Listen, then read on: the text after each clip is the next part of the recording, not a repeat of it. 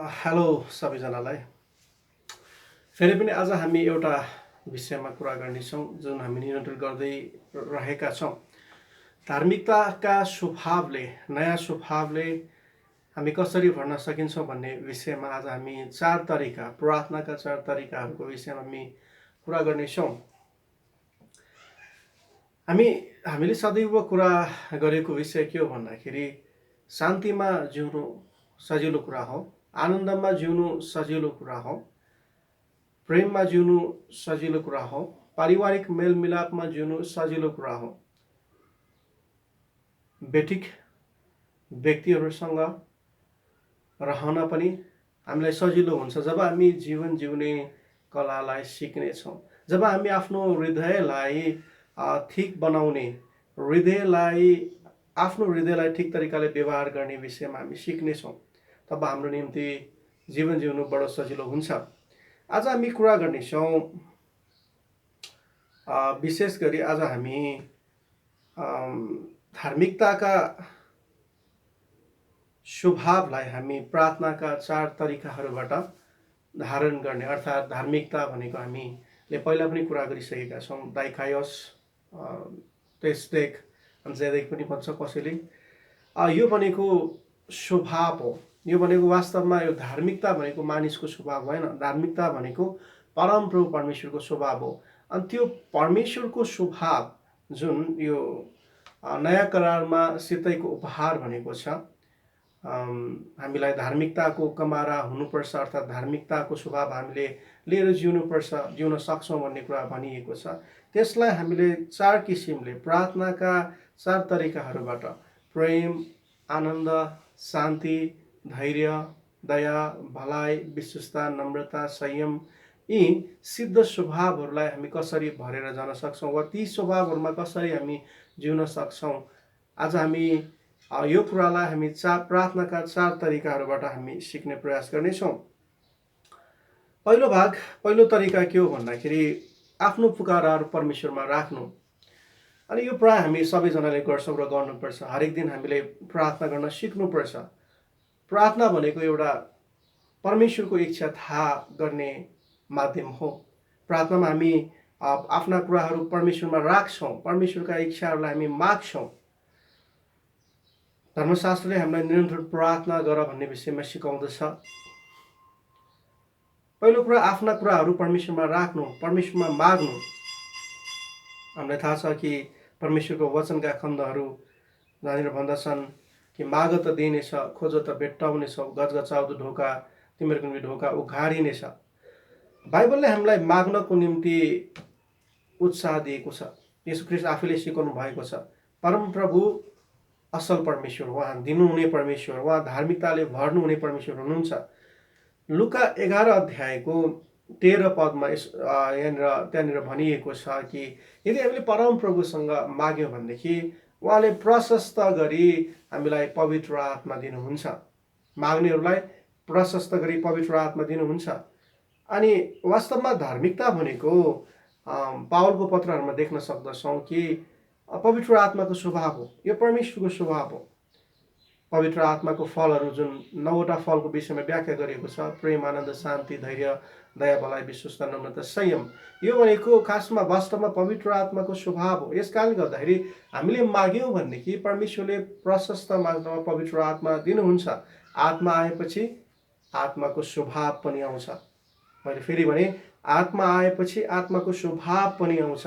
यदि पवित्र आत्माले हामी भरियौँ भनेदेखि हामी प्रेमले भरिन्छौँ, हामी आनन्दले भरिनेछौँ, हामी शान्तिले भरिनेछौँ, हामी धैर्यले भरिनेछौँ, हामी दयाले भरिनेछौँ, अनि अन्तिम गुण हामी आत्मसंयमले पनि भरिनेछौँ।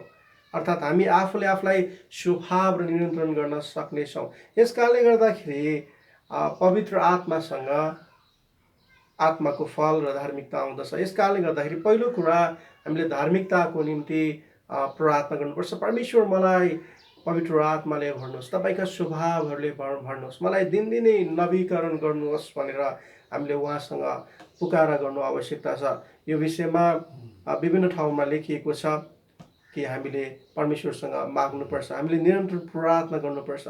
फिलिपीको पुस्तकमा यो लेखिएको छ, मत्तीको पुस्तकमा लेखिएको छ, विभिन्न ठाउँमा लेखिएको छ। पहिलो कुरा माग्ने कुरा हो। दोस्रो कुरा, हामी धार्मिकताले नयाँ स्वभावले भरिनको निम्ति, दिनदिनको जीवनमा परमेश्वरको आनन्दलाई महसुस गर्नको निम्ति हामीले प्रार्थनामा सुन्नु आवश्यकता छ। परमेश्वरको आवाजलाई हामीले सुन्नु आवश्यक छ। परमेश्वर बोल्नुहुने परमेश्वर हुनुहुन्छ। उहाँ असल सल्लाहकार हुनुहुन्छ। हामी विश्वासीहरूलाई धेरैचोटि सिकाइएको कुरा के हो भन्दाखेरि, तर धेरैजनाले गर्छन्, कतिजनाले गर्दैनन्, प्रार्थना भनेको परमेश्वरसँग कुराकानी हो। प्रार्थनामा परमेश्वर बातचित गर्नुहुन्छ। प्रार्थनामा हामीसँग उहाँ बोल्नुहुन्छ। हाम्रो अन्तस्करणमा उहाँ प्रेरणा दिनुहुन्छ। हामीले सुन्ने बानीको विकास गर्नुपर्छ। लुथरले एकचोटि भनेका थिए कि प्रार्थना भनेको आफ्ना कुराहरू परमेश्वरलाई जबरजस्ती मनाउने होइन, तर प्रार्थना भनेको परमेश्वरका कुराहरू, परमेश्वरको इच्छाहरू थाहा गर्नु हो। हामी कसरी परमेश्वरको इच्छालाई थाहा गर्छौँ? जब हामी उहाँका विचारहरूलाई सुन्छौँ। धेरैचोटि हामी प्रार्थनामा के गर्छौँ? पहिलो चरणमा जान्छौँ अनि सकाइहाल्छौँ। परमेश्वर, मलाई यो कुराको आवश्यकता छ, यो कुराको खाँचो छ, येशूको नाउँमा आमेन, सक्यो। धर्मशास्त्रले हामीलाई परमेश्वरको विषयमा अझ स्पष्टसँग जानकार गराउँदछ, अर्थात् जानकारी दिँदछ। परमेश्वर को हुनुहुन्छ भन्ने बताउनुहुन्छ। अनि भन्दछन् कि परमप्रभु परमेश्वर चाहिँ असल सल्लाहकार हुनुहुन्छ। उहाँ बोल्नुहुन्छ। यूहन्ना 14 अध्यायको 26 र 27मा पवित्र आत्मा परमेश्वरलाई सल्लाहकार भनेर व्याख्या गरिएको छ।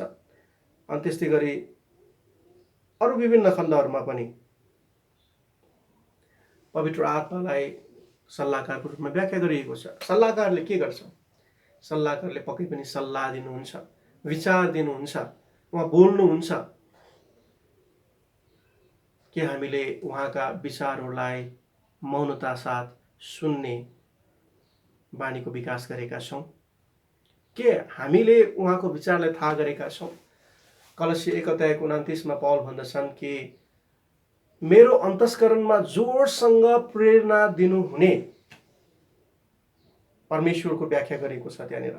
अन्तस्करणमा जोडसँग प्रेरणा दिनेको कुरा पावलले कलसी 1 अध्यायको 29मा कुरा गरेको छ। अर्थात् अन्तस्करण भनेको के हो? भित्री आत्मामा पावलले परमेश्वरका विचारहरूलाई थाहा गरेको छ। परमेश्वर बोल्नु भएका कुराहरूलाई उसले सुनेको छ।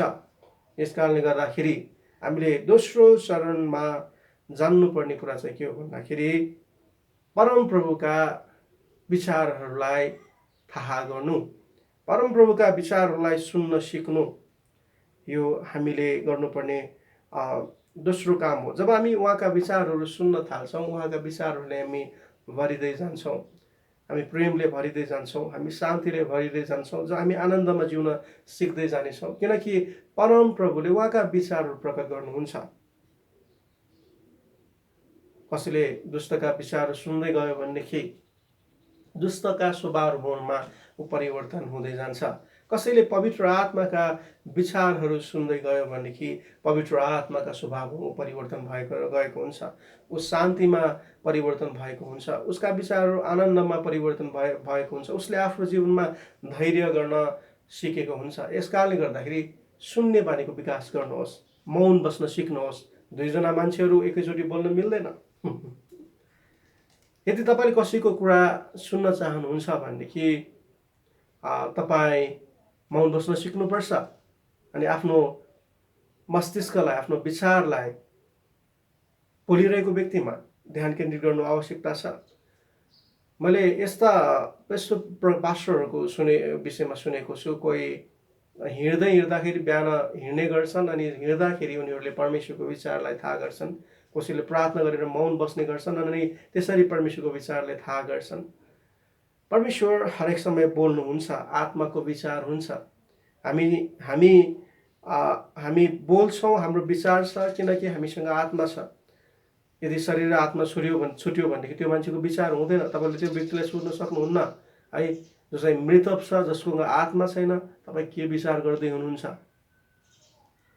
नभए मानिसले तपाईँलाई अन्य किसिमले हेर्दछन्। यस कारणले गर्दाखेरि हामीसँग विचार छ, किनभनेदेखि हामीसँग आत्मा छ, पवित्र आत्मासँग विचार छ। उहाँ असल सल्लाहकार हुनुहुन्छ अनि उहाँ सल्लाह दिन चाहनुहुन्छ। सल्लाहकारले सल्लाह दिनुहुन्छ कि तर तपाईँले आफ्नो जीवनमा सुन्ने बानीको विकास गर्नुभएको छ। यस कारणले गर्दाखेरि दोस्रो कुरा चाहिँ हामीले हाम्रो जीवनमा सुन्ने बानीको विकास गर्नु हो। तेस्रो हामी के गर्न सक्छौँ भन्दाखेरि, हामी यदि धार्मिकताले भरिने हो भनेदेखि, भरिन चाहन्छौँ, नयाँ स्वभावमा भरिन चाहन्छौँ भनेदेखि हामी परमेश्वरको वचनहरूलाई मनन गर्न सक्छौँ। हामीले मनन गर्नुपर्छ। कलसी 3 अध्यायको 16 भन्दछ कि तिमीहरूमा परमेश्वरको वचन प्रशस्त गरी बास गरोस्। भजन सङ्ग्रहका लेखक 1 अध्यायमा भन्नुहुन्छ, धन्य हो त्यो मानिस जो दुष्टहरूको सल्लाहमा हिँड्दैन, जो पापीहरूको मार्गमा खडा हुँदैन अनि गिल्ला गर्नेहरूको सङ्गतमा बस्दैन, तर परम प्रभुको व्यवस्थामा नि त्यो खुसी रहन्छ र त्यसले दिनरात उहाँकै व्यवस्थामा मनन गर्छ। अनि त्यो खोलाको किनारमा रोपेको बोझ जस्तै हुन्छ, जसले आफ्नो ऋतुमा फल दिन्छ, जसको पात कहिले पनि ओइलाउँदैन। त्यसले जे पनि गर्छ त्यसमा त्यो सफल हुनेछ। तेस्रो कुरा हामी भन्दै थियौँ कि मनन गर्नु, धारण गर्नु, परमेश्वरको वचनलाई दोहोर्याउनु। हामीलाई निन्द्रा लागेन भने पनि राति सुत्नेको समयमा तपाईँ सुत्दाखेरि निन्द्रा नलागेसम्म परमेश्वरको वचनहरूलाई दोहोर्याउन सक्नुहुन्छ। सायद भजन सङ्ग्रह 1लाई मैले हजारौँचोटि दोहोऱ्याइसकेँ होला आफ्नो मनमा। यसले के हुन्छ भन्दाखेरि, हाम्रो मन, हृदय चाहिँ परमेश्वरको वचनले भरिन्छ। हाम्रो हृदय चाहिँ शान्ति आनन्दले भरिनेछ। हामी जे सुन्छौँ, हामी जे पढ्छौँ, हामी जे हेर्छौँ, त्यही हामी बन्दै जान्छौँ। यस कारणले गर्दाखेरि धर्मशास्त्रले भन्छ, खराबीलाई नछो, खराबीलाई नचाख, किनकि खराबीलाई छुन थाल्यो भने, खराबीलाई चाख्न थाल्यो भनेदेखि हामी त्यस्तै भएर जान्छौँ। यस कारणले गर्दाखेरि जब हामी मनन गर्छौँ, दिनरात मनन गर्छौँ, फुर्सदको समयमा परमेश्वरको वचनलाई हामी घरिघरि दोहोऱ्याउँछौँ भनेदेखि त्यसको बुद्धिसम्म हामी पुग्छौँ। ती कुराहरूले हामी भरिन्छौँ। हामी जे सोच्छौँ हामी त्यही बन्छौँ। के सोच्छौँ, जे कुरा हामी राख्छौँ त्यही कुरा सोच्छौँ। इन्फर्मेसनले थट निर्माण गर्छ। हामी जे कुरा सुन्छौँ, जे कुरा पढ्छौँ, त्यो कुरा सेट हुँदै जान्छ। यस कारणले गर्दाखेरि तेस्रो कुरा हामीले भजन सङ्ग्रह 1मा भने जस्तै, कलसी 3 अध्यायको 16मा भने जस्तै, हाम्रो जीवनमा वचन प्रशस्त गरी भरिँदै जानुपर्छ। हामीले परमेश्वरको वचनलाई दोहोऱ्याउनु, घरिघरि दाबी गर्नु, घरिघरि दोहोऱ्याउनु, घरिघरि मनन गर्नु। बिहानीको समयमा हुनसक्छ 15 मिनट तपाईँ यसको निम्ति छुट्याउनुहोस्। राति सुत्नुभन्दा अगाडि 10 मिनट छुट्याउनुहोस्, रिपिट गर्नुहोस्। अनि यो कुराले के हुन्छ, हृदय अझ शान्तिमा जान्छ। निन्द्रा नलाग्ने व्यक्तिहरूले एकचोटि गरेर हेर्नुहोस्। यसले के हुन्छ, या त हृदय आनन्दमा हुन्छ, या त तपाईँ आनन्दसँग सुत्न सक्नुहुन्छ। यस कारणले गर्दाखेरि तेस्रो कदम भनेको चाहिँ के हो भन्दाखेरि, परमेश्वरको वचनलाई मनन गर्नु। अन्तिम कुरा, अनि मैले अलिक जोड दिएर सिकाउन चाहेको कुरा अनि छलफल गर्न, आजको दिनमा छलफल गर्न चाहेको कुरा चाहिँ के हो भन्दाखेरि, लास्ट कुरा चाहिँ के हो भन्दाखेरि, धारण गर्नु। हामीले पहिलो भन्यौँ, आफ्नो पुकाराहरू परमेश्वरमा राख्नु, धार्मिकताको, पवित्र आत्मा प्रशस्तताको निम्ति प्रार्थना गर्नु, जसरी येशू ख्रीष्टले पनि सिकाउनु भएको छ। दोस्रो कुरा, लिसनिङ, परमेश्वरको आवाजहरूलाई, विचारहरूलाई थाहा गर्नु, सुन्नु, परमेश्वरको उपस्थितिलाई अनुभव गर्नु। तेस्रो कुरा हामीले हेऱ्यौँ कि वचनका खण्डहरूलाई दाबी गर्नु, त्यसमा मेडिटेट गर्नु, त्यसलाई मनन गर्नु, त्यसका गहिरो रहस्यसम्म पुग्नु, त्यसलाई दोहोऱ्याउने कुरा हो भनेदेखि लास्ट कुरा चाहिँ के हो भन्दाखेरि, आज हामीले सिक्ने कुरा धारण गर्न हामीले सिक्नुपर्छ। यो विषयमा धर्मशास्त्रको विभिन्न ठाउँमा लेखिएको छ। म एक दुईवटा पद पढ्न चाहन्छु। कलसी 3 अध्यायको 12मा पावल कलसीका विश्वासीहरूलाई लेख्दछन्, यसकारण परमेश्वरका चुनिएकाहरू पवित्र र प्रिय भएर तिमीहरूले करुणा, दया, दीनता, नम्रता र धैर्य धारण गर। मैले फेरि एकचोटि पढेँ। यसकारण परमेश्वरका चुनिएकाहरू पवित्र र प्रिय भएर तिमीहरूले करुणा, दया, दीनता, नम्रता र धैर्य धारण गर। कलसी 3 अध्यायको 12।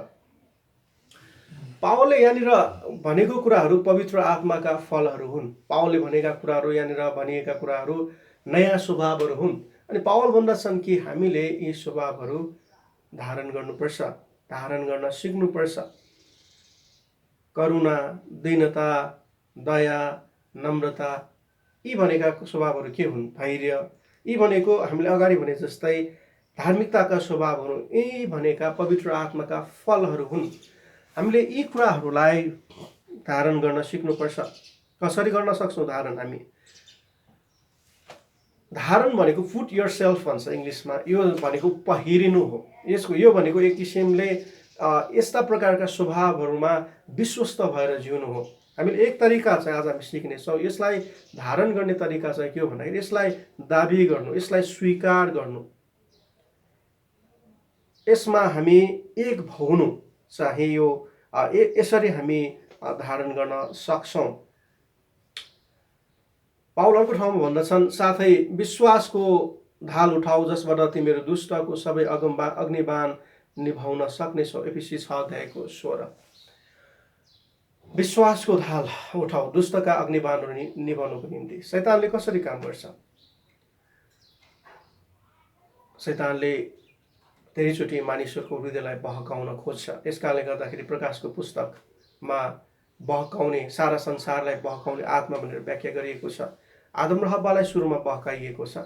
यसकारणले गर्दा धेरैचोटि हामीलाई दुष्ट आत्माले, दुष्टताका विचारहरूले चाहिँ बहकाउन खोज्छ, पापमा फसाउन खोज्छ, विनाशमा लान खोज्छ। तर त्यसको निम्ति हामीले जीवनमा विजयता पाउनको निम्ति, विजय पाउनको निम्ति हामीले विश्वासको ढाल उठाउन सिक्नुपर्छ। धार्मिकताका स्वभावलाई धारण गर्न सिक्नुपर्छ। यसलाई हामी स्वीकार गरेर हामी धारण गर्न सक्छौँ। यो भनेको कसरी भन्दाखेरि केजिबीमा एउटा हितोपदेशको खण्डलाई यसरी भन्छ, तिमी त्यही हो जे तिमी विश्वास गर्छौ। तिमी त्यही हो जे तिमी विश्वास गर्छौ। यसलाई बिली ग्राहमले पनि कोट गरेको थियो यो केजिबीबाट। हामी जे सोच्छौँ, हामी जे विश्वास गर्छौँ, हामी त्यही हुन्छौँ। यस कारणले गर्दाखेरि पावल भन्दछन् कि दया, नम्रता, धैर्य, करुणा, यी स्वभावहरूलाई धारण गर। हामी कसरी धारण गर्न सक्छौँ? हामी कसरी धारण गर्न सक्छौँ? हामी यसरी धारण गर्न सक्छौँ। हामी ख्रीष्टसँग एक भएर हामी यसलाई धारण गर्न सक्छौँ। दिनको जीवनमा आनन्द जीवनको रहस्य ख्रीष्टको मृत्यु र ख्रीष्टको जीवनसँग एक हुनु सिक्नु नै दिनको जीवनमा रूपान्तरणको सिद्धान्त मार्ग हो। यदि हामीले ख्रीष्टको धार्मिकतालाई विश्वासद्वारा धारण गर्यौँ, स्वीकार गर्यौँ भनेदेखि हामी त्यस्तै भएर जान्छौँ। यदि हामीले प्रेम मेरो नयाँ स्वभाव हो, आनन्द मेरो नयाँ स्वभाव हो, पापको लेखी म पूर्ण रूपमा मरिसकेको छु, म ख्रीष्टमा नयाँ भएको छु भन्ने कुराहरूलाई हामीले स्वीकार गर्यौँ भनेदेखि, हामीले त्यसलाई हामीले दोहोऱ्यायौँ भनेदेखि, त्यसलाई हामीले एक्सेप्ट गर्यौँ भनेदेखि हामी वास्तवमै धार्मिकताका स्वभाव लिएर हामी जिउनेछौँ। बाइबलले भन्दछ यसलाई हामी कसरी धारण गर्न सक्छौँ? तपाईँ आँखा बन्द गरेर नि गर्न सक्नुहुन्छ। हामी यसलाई स्वीकार गर्न सक्छौँ। बिहानीको समयमा म छोटो म जसरी गर्छु त्यसलाई म तपाईँहरूको निम्ति देखाउन गइरहेको छु। हामी बिहानीको समयमा गर्न सक्छौँ। म एक नयाँ सृष्टि हुँ। म पापको निम्ति पूर्ण रूपमा मरिसकेको छु। म पापको लेखी ख्रीष्ट येशूमा मरेको छु। धार्मिकताको लेखी म जीवित भएको छु। धार्मिकतालाई सित्तैको वरदानको स्वरूप मैले ख्रीष्ट येशूमा प्राप्त गरेको छु। प्रेम मेरो नयाँ स्वभाव हो, आनन्द मेरो नयाँ स्वभाव हो, धैर्य मेरो नयाँ स्वभाव हो, शान्ति मेरो नयाँ स्वभाव हो, दया मेरो नयाँ स्वभाव हो, विश्वस्तता मेरो नयाँ स्वभाव हो, नम्रता मेरो नयाँ स्वभाव हो, अनि संयम मेरो नयाँ स्वभाव हो। म सहनशील छु, म दयालु छु, म आफ्नै कुराहरूको जिद्दी गर्दिनँ। म ख्रीष्टबाट नयाँ जन्म प्राप्त गरेको व्यक्ति हुँ। उहाँका स्वभावहरू मसँग छ। उहाँले मलाई नयाँ बनाउनु भएको छ। म आफ्ना विचारहरूलाई पवित्र आत्माबाट अधीन गर्न सक्छु। मेरा विचारहरू मेरो वशमा छन्। मेरो हृदय मेरो वशमा छ, किनकि आत्मसंयम अब मेरो नयाँ स्वभाव हो। म पूर्ण रूपमा नयाँ भएको छु। ख्रीष्ट मेरो साथमा हुनुहुन्छ। म शान्तिमा छु।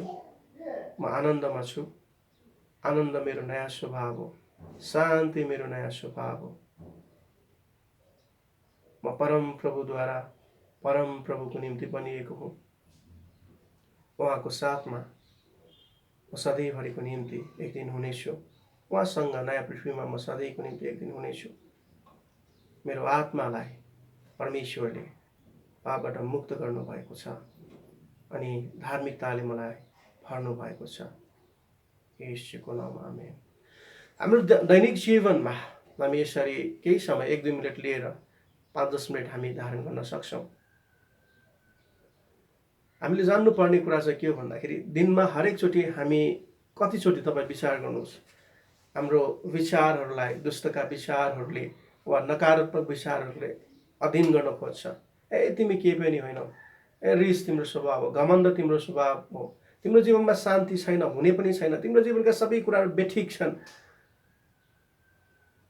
तिम्रो जीवनमा सबै नकारात्मक कुराहरू मात्र हुनेछ, तिम्रो परिवार पनि ठिक छैन, जीवन पनि ठिक छैन भन्ने कुराहरू हुन सक्दछन्। यस्तो बेलामा हामीले परम प्रभुको विचारहरूलाई सुन्नु आवश्यकता छ।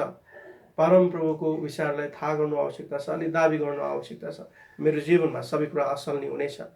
रोमी 8:28 भने जस्तै परम प्रभुले मलाई भलाइको निम्ति बोलाउनु भएको छ। परम प्रभुमा विश्वास गर्नेहरूको निम्ति सबै कुरा असल नै हुनेछ। मेरो जीवनमा सबै कुरा असल नै हुनेछ। म परम प्रभुको सन्तान हुँ। म परम प्रभुको नाउँमा विश्वास गरेको उहाँको जन हुँ। म नयाँ स्वभाव धारण गरेको व्यक्ति हुँ। आफ्ना विचारहरूसँग हामीले परमेश्वरका वचनहरूद्वारा विजय पाउन प्राप्त गर्न सिक्नु आवश्यकता छ अनि यसलाई चाहिँ हामी धारण गर्ने कुराहरू भन्दछौँ। तपाईँ फरक किसिमले पनि गर्न सक्नुहुन्छ। जब हामी जुन कुरालाई दाबी गर्छौँ त्यसरी नै हामी ती कुराहरू हामी भरिँदै जान्छौँ। यस कारणले गर्दाखेरि आज हामीले बिहानीको समयमा यी 4वटा कुराहरूको विषयमा हामी कुरा गरेका छौँ। हामी माग्न सक्छौँ, हामी सुन्न सक्छौँ, हामी मनन गर्न सक्छौँ र हामी धारण गर्न सक्छौँ, दाबी गर्न सक्छौँ। यो कुराले हामीलाई दिनदिनको जीवनमा रूपान्तरणतर्फ लानेछ, धार्मिकतामा, शान्तिमा, आनन्दमा जिउनको निम्ति सहायता गर्नेछ। तपाईँ सबैजनालाई परमेश्वरले आशिष दिनुभएको होस्। हामी फेरि अर्कोचोटि भेट गर्नेछौँ। तपाईँ सबैलाई धन्यवाद।